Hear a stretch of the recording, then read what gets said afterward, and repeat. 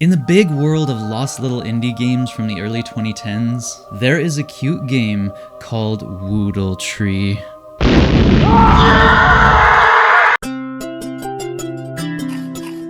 There is also a sequel called WOODLE Tree 2 Deluxe Plus. I like to call them WOODLE Tree Black Sun Crystal X or WOODLE Tree Zero Dark Divinity Ascension. Woodles and doodles and oodles of noodles.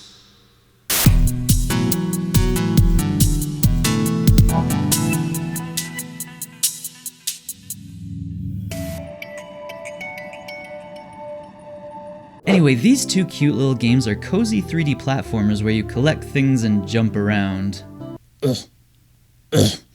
WOODLE Tree was made by Chubby Pixel, founded by Fab Ferreira.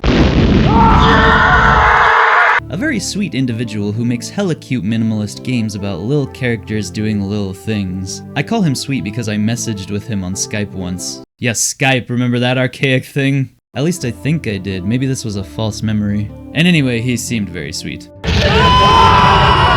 Just like the game Rexzilla that I recently did a remake video on, WOODLE Tree was actually one of the first games I ever made a video about back when my channel was brand new in the early 2010s. I was visited by the WOODLE Tree back then, and I think it's time to be visited by the WOODLE Tree again.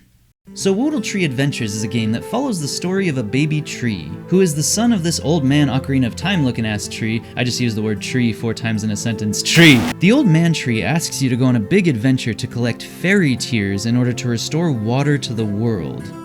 It doesn't look like Mad Max or anything out here, but we start out in a quiet hub world that's just WOODLE Tree's cute acorn-shaped house with these little bubbles that take you to each level. The game is sleepy and comfy, which is nice. But the gameplay is not very good. While I do have a soft spot for this game out of nostalgia for the early indie era, WOODLE Tree always felt more like an unfinished beta test of a game with very awkward platforming and not great feedback or hit detection from things. For example, when you attack an enemy, like this, Leaf Smack! There's not much of a sound effect or ricochet or like a sense of how close you're supposed to be to the enemy. It's all soft and bubbly and nothingness. Oh, but look at my plump little rucksack. It gets bigger and bigger the more berries I pick up. That is cute! And also, how exactly do I beat the level? I guess I have to collect 3 things to go in these 3 slots? Like the fairy tears, but I don't have them, so do I just have to backtrack now? I don't know, I guess I'll just jump off the edge. And well, that's kinda just the whole thing. There's a few levels, you collect all the fruits and the tears, and the old tree is like, good job, my son. Then the game's over.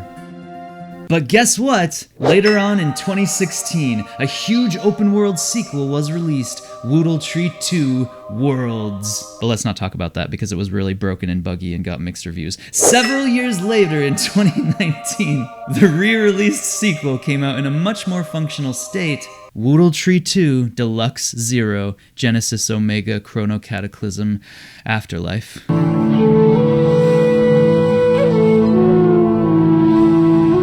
In WOODLE Tree 2, we're greeted by some text saying, "It was a day like any other in the WOODLE lands." The WOODLE lands, that's where WOODLE lives, who'd have guessed. So WOODLE's just having a cup of tea with a cute fox in his cozy little house, when suddenly the great horrible darkness reaches its way across the land and sucks the life out of the 8 sage protectors that hold the world together. They are all trees. A lot of trees are found in this game because it's a game about a stump with arms and legs, but hey, at least they're nice trees. Tired of playing the game Trees Hate You? Well, WOODLE Tree 2, where trees are the best of the good trees saving the world, play that one. So how's the gameplay of the sequel? Way better. While still janky, rough around the edges, and even broken at times, WOODLE Tree 2 Deluxe is a ton of fun to play, even despite that stuff. And it's everything WOODLE Tree 1 wasn't. This is a shockingly ambitious follow-up, with a huge open world, tons of collectibles to seek out, a local co-op mode, currency that can be used to buy items, masks, special leaf attacks, triple jump moves, and even skateboard upgrade. For real, if you had told me there'd be a sequel where WOODLE Tree skateboards on his leaf in an open Breath of the Wild world, I would not have believed you. Also at the market area, there's a mushroom guy drumming, and the drum loop makes me laugh.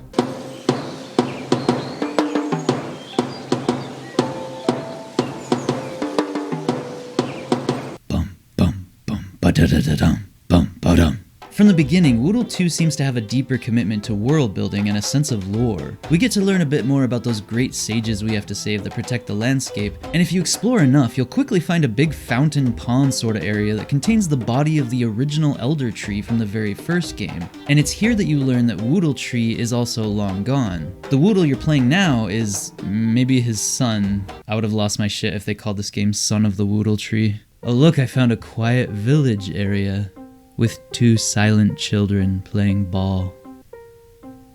They sure are having one fired up game of throw the ball. I kinda wish more of the NPCs had dialogue, but I love how the non-speaking vibe elicits that Knit or Knit Stories reminiscence. The gameplay's engine is pretty fixed up. It's a really fun game to play if you enjoy Mario Odyssey type games where you just find collectibles in every nook and cranny, and you gotta leaf these big boy shadows and solve some Zelda puzzles where you whack things and it makes doors open. Collecting 3 fairy tears from each region is the goal, and it brings the sage of that area back to life, which makes me feel good that I saved a tree. It's just a game about saving the trees. Anybody can get behind that. Well, maybe not like Weyerhaeuser, the big logging company. They just cut down trees all day. I bet WOODLE has like nightmares about that. Oh, look at this place. Grumpy Rocks, Grumpy Rocks, Grumpy Rocks living in the Grumpy Rock location where they live. Now it's time to bounce on the Totoro guy. Bounce, bounce, bounce. My biggest criticism might be the world needs more landmarks. Some parts are more detailed than others, and those parts look fine, but there are so many areas of this game that are just blocks of one blank color, and the minimalism starts to make you feel crazy. The world can actually be really overwhelming because it all looks the same, and I wish there was a way to put markings on the map, because dude, this game can be up to 13 hours long if you're really scoping it out to completion. Maybe the colors need more texture or the environment just needs more details and things in it, I don't know. And some areas are just flat out unfinished, way too empty and wide, and sometimes the floor would break and I would fall through the ground, which was infuriating. WOODLE Tree, why you like this? Why didn't you tell me the world was broken? But the overworld on a grand scale is charming enough it's not a crime or anything. Should you restore life to each of the 8 tree lords, they allow you to descend an elevator in the middle of the nexus of the main central area. Spoiler alert for the end of WOODLE Tree. 1, 2, 3. It's a final boss who is a big shadow with a face. Okay, it's fine. Nice.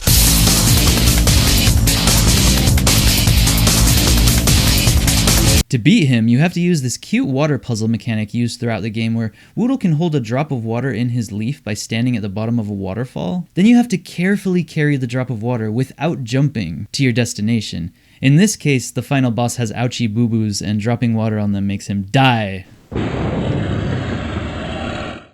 Well, it's over. Altogether, it's hard to say if I'd recommend WOODLE Tree 2 with it being $12 and having the jank, but I can say with full honesty that I'm glad I bought it. I spent so much time in this game and I had a real freaking good time. And most importantly, there is WOODLE. The end. Make WOODLE Tree 3 Throne of the Ashes Deluxe Plus DLC Armageddon. Hello everyone in the Jordan Go to Sleep community. I just wanted to thank my top Patreon supporters right now: WanderGirl108, Jacinta G, Misanthrobeast, Nyx Noxious, Breezy Machina, Sunny Grim, Adventure Ted, Luvi, Dr. Shaky Jones, Goneko, Talon Creations, Rocket Rifter, Brandon Misek, Xantippy Pink, Blink99, Mega Nature, Naglfar Dreams, Jerome Sankara, Caliburn, A Large Moth, J. Andy Wise, Iranor, Nader Kicks, Dave Gertz, Sly Blue, Lux Alpaca, and Dido.